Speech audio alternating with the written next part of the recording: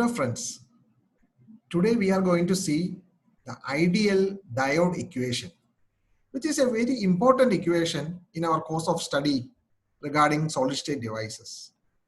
From the very beginning, we know if we could understand the current flowing in a device, we could understand how the device performs. And the first device that we are going to analyze is the simple Pn junction. And diode equation gives us the relation of applied voltage and the current that flow through the Pn junction. So this will be a milestone equation that will help us understand more devices using semiconductors. To start with, I'm just showing this slide to bring back the memories or the idea that we had discussed last class, the notation that we will be using in our further course of study. So these nomenclature will be continuing in our further discussions. So please keep this in mind. The ideal diode equation is derived by assuming few approximations. First, we shall understand what are the approximations that we have used. The first one is diode is a long diode, which means length of the neutral regions on the N and P sides are large compared to minority carrier diffusion lengths. Second approximation is that the depletion region is completely depleted of mobile charge carriers and the regions outside the depletion layer is perfectly neutral. Third approximation is that the Pn junction is abrupt so that the carrier concentrations are constant on neutral regions. The fourth approximation is the contact at the two ends are perfect ohmic contacts. Fifth one, injected excess carrier concentrations are low compared to equilibrium majority carrier concentration. Sixth one will be the temperature and doping are in such a way that impurities are completely ionized. Seventh one is there is no generation or recombination within the depletion region so that electron and hole currents are constant throughout this region. And finally, the diode is in steady state condition. These approximations are ideal conditions. For example, we consider the contacts. The fourth approximation says that the contacts are perfect. Practically, it may not be, but we are going to derive an equation called the ideal diode equation. So the diode equation will be totally satisfying only if these ideal conditions are maintained.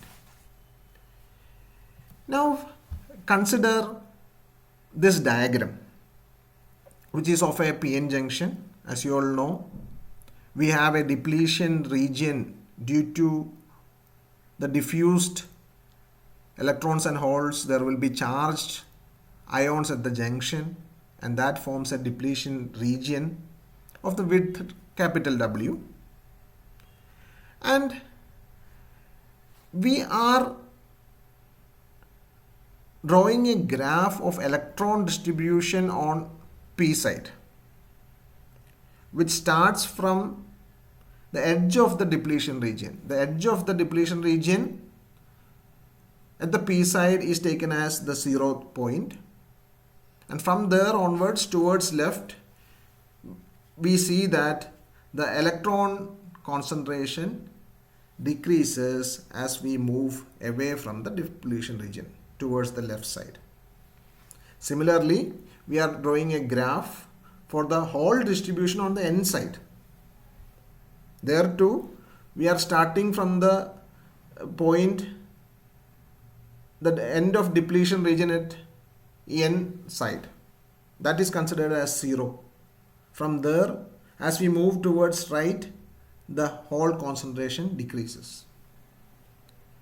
At the 0th position on the N side, we see that we are having maximum hole concentration, which is equal to Pn0, which is the equilibrium hole concentration at the P side, plus delta Pn, which is the excess hole injected due to the applied voltage.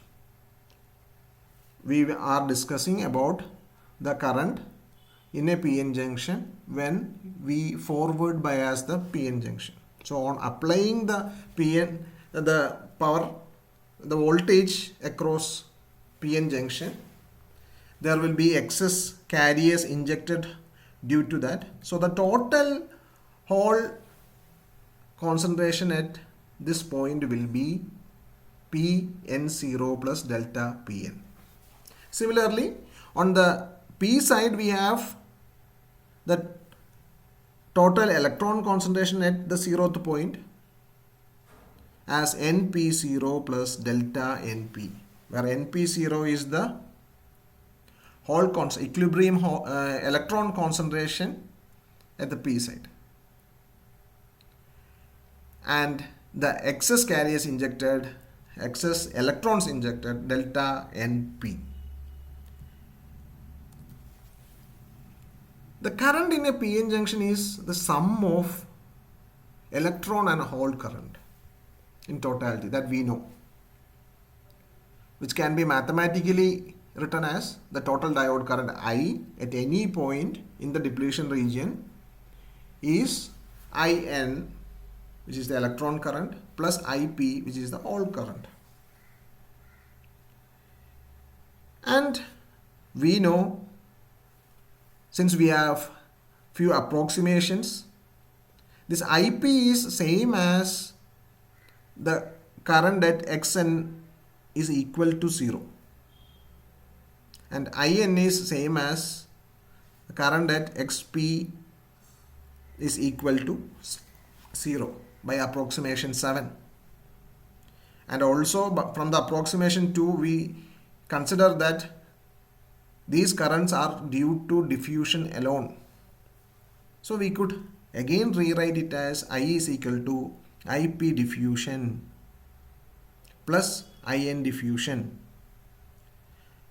so that these approximations have refined our concept of total diode current I as I is equal to Ip diffusion at Xn is equal to 0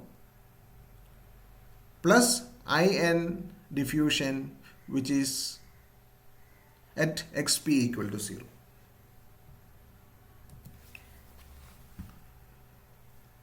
In the figure, you could identify where the Xp is 0 and Xn is 0. So that 0th position is at the edge of the depletion region.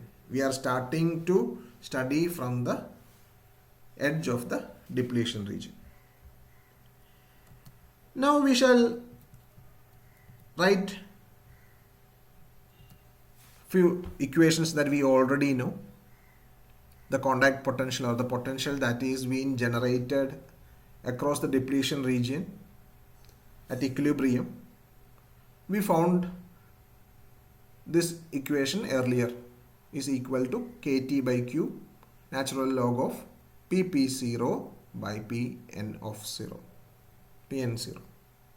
By rearranging this and taking anti-logarithm, so that we get the ratio Pp0 by Pn0 is equal to e raised to Qv0 by Kt.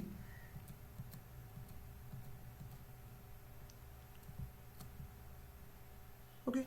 On forward biasing the Pn junction, a voltage Vf is being applied, so that the contact potential V0 changes to V0 minus Vf, or the potential that is being created at the depletion region changes to V0 minus Vf. And also the PP0 changes to PP, because the 0 was means representing the equilibrium condition. Similarly, Pn0 changes to Pn. So in our previous equations, if we make these changes, P0 is being substituted by PP and Pn0 is substituted by Pn, will be equal to e raised to q. In place of V0, we have V0 minus Vf divided by Kt. And the majority carrier concentration remains unchanged, so that PP is approximately equal to PP0. PP is the majority carrier, the holes in the P side. That is approximately equal to that at the equilibrium condition. Now, if we substitute the equation, or if we divide equation 1 by equation 2, we get Pn at xn equal to 0 divided by Pn0 is equal to e raised to q Vf by Kt. Or in other words, Pn at xn equal to 0 at the edge of the depletion region is equal to Pn0 e raised to q Vf by Kt. The total hole concentration Pn at xn equal to 0 is sum of the equilibrium minority carrier concentration Pn0 and the injected excess minority carrier concentration delta Pn, as we had seen in the figure, if you remember the figure, so that it can be mathematically written as also Pn x of n equal to 0 is equal to Pn0 plus delta Pn.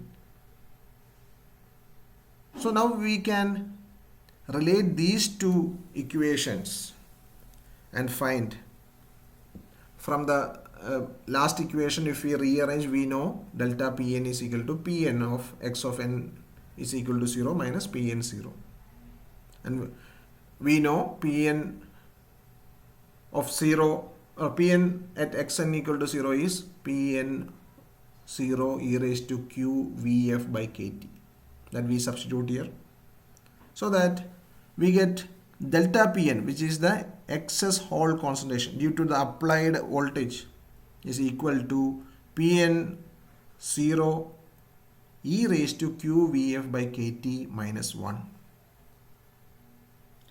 As we have practiced, upon finding an equation for holes, we could use the same equation for, or similarly we can write equation for electrons. The excess electrons delta Np will be equal to Np0 e raised to q Vf by Kt minus 1.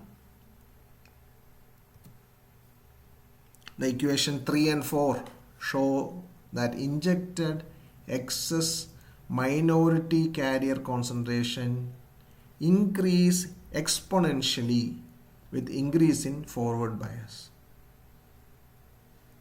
That is why the Pn0 into e raised to the value, so it is increasing exponentially, and also its magnitude depends on the equilibrium minority carrier concentration Pn0.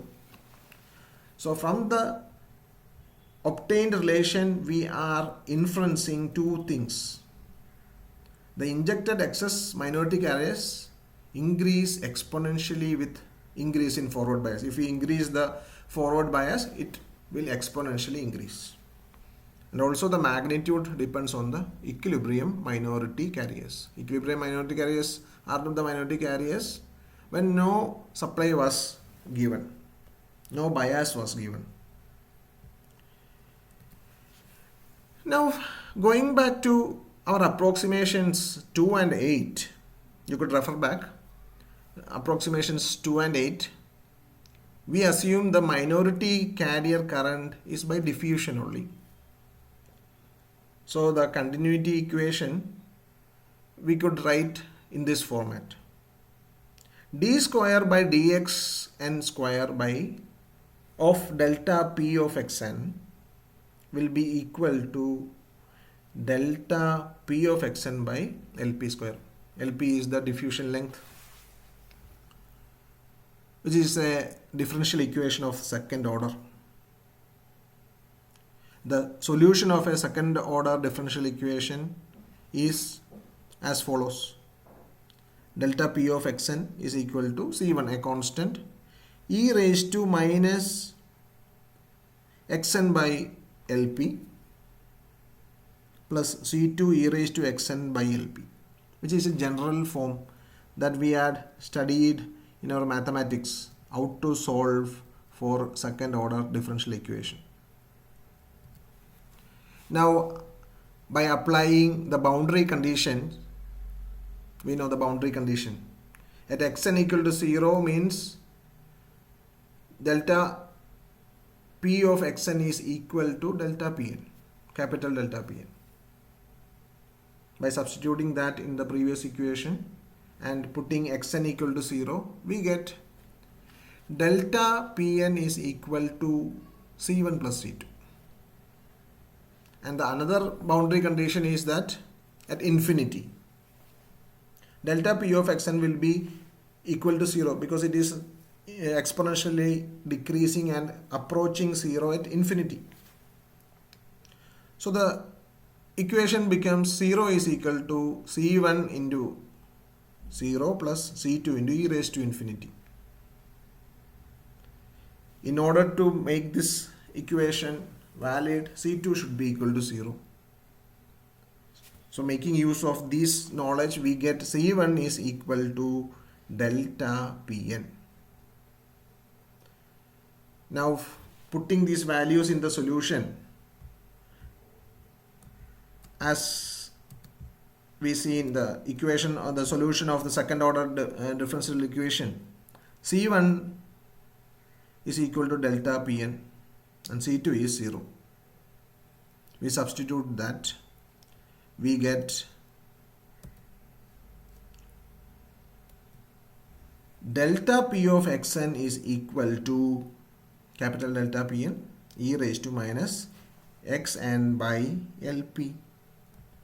So we have found an equation for delta P of xn.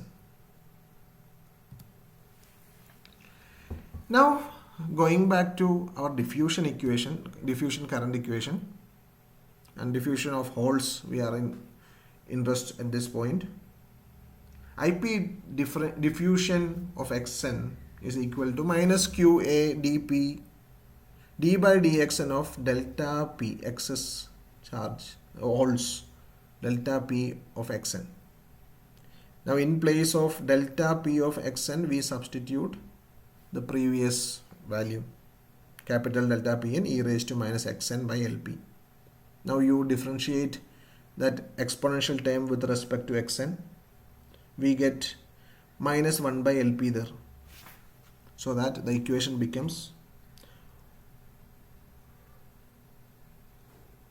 the current due to the diffusion of holes is equal to qa dp by lp delta Pn e raised to minus xn by lp. As our practice, similarly for electron diffusion, we could write minus qa dn by ln delta np e raised to minus xp by ln. This minus sign shows the direction of the diffusion current of electrons. Thus, we have got the diffusion current due to holes and electrons Now the total current, as we had mentioned earlier, is the sum of these two. And here we have lost that minus sign because the electron diffusion current was in the negative direction, in the opposite direction of the, so the two negatives are coming into place, that will be getting cancelled and it becomes positive. So the sum will be, the current will be equal to QA dP by LP delta Pn plus QA dN by Ln delta NP, and the exponential terms cancels off because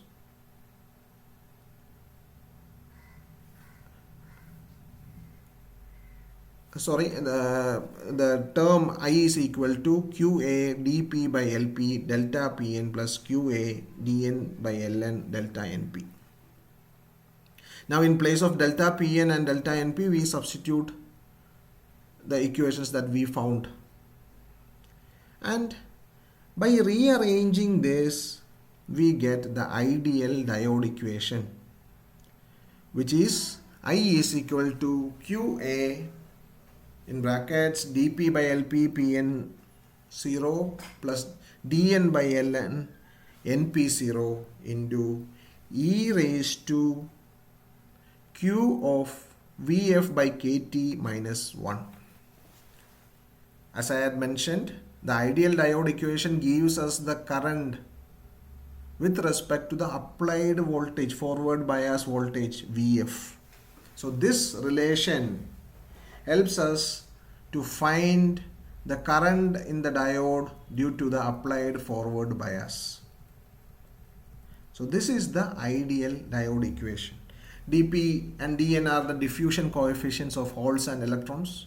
LP and Ln are the diffusion length of holes and electrons. Pn0 is the equilibrium electron concentration on the p side, which is the minority charges in the p side. Similarly, Np0 is the equilibrium hole concentration on the n side. Thus, we get an equation which is a milestone equation, as I had mentioned in the introduction, which will help us to understand the current in the Pn junction or current in the diode. Pn junction forms the diode. So this is the ideal diode equation. Why it is called ideal? Because we have approximated or we are assumed few ideal conditions to derive this equation. To represent it in a simplified version, in place of, or we are representing QA dP by LP Pn0 plus dN by Ln NP0 as Is, which is the reverse, which is known as the reverse saturation current. So the simplified version of ideal diode equation will be I is equal to Is into e raised to Q Vf by Kt minus 1. So with that, we will stop our discussion on ideal diode equation. The next sessions we will see more about the Pn junction before we move on to the BJT, which is our second device that we will study in case of the semiconductor devices. So thank you for the time being. Let's move forward and understand more about semiconductors.